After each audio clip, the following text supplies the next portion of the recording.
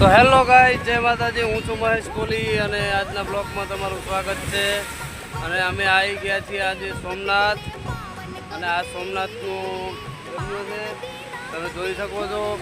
આમાં બહુ ઊંચા અને બહુ ભયંકર મોજા ઉછળી રહ્યા છે.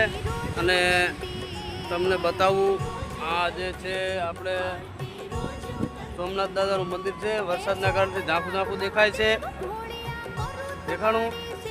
અને આ બીજા જે આ બ્લોક પડ્યા છે એ બનાવવાનું કામ ચાલુ છે અહીંયા આગળ સોમનાથ ફેક્ટરીમાં. જે છે એના બીબા પડ્યા છે. અને આ દરિયો તમે જોઈ શકો છો.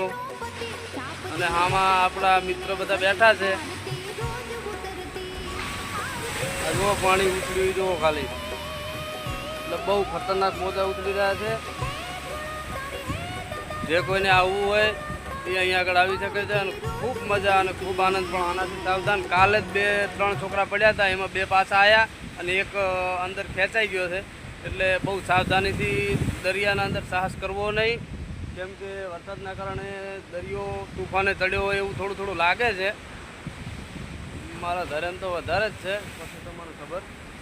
એટલે બરાબર છે. તમે જુઓ જો આ ખાલી પાણી જો ઉછળે.